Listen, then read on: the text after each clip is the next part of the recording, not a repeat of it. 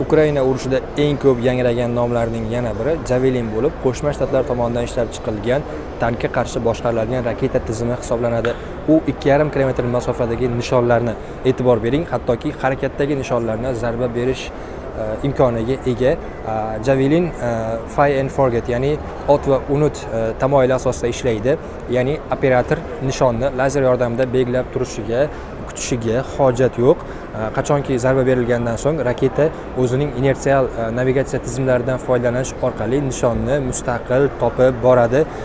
Javelin allaqachon Ukraina urushida o'zining imkoniyatlarini namoyish qilgan. U tanklar bo'lsin, piyoda jangovar mashinalari bo'lsin, ularning barchasiga qarshi zirh teshuvchi qobiliyati bilan o'zini yaxshi namoyish qilgan. Javelin yangi tizim emas, u allaqachon Qo'shma Shtatlar va boshqa davlatlar armiyalari tomonidan qo'llanib kelinmoqda. Shu o'rinda ta'kidlab o'tish joiz, Javelinning ruscha konkurs, fagot kabi tizimlardan afzalligi bir avlod yuqori hisoblanadi. Boisi konkurs va fagot kabi tizimlarda operator nishonni lazer yordamida zarba yakunlangunga qadar belgilab turishi kerak. Bu vaqt ichida uning o'zi nishonga olinishi xavfi mavjud.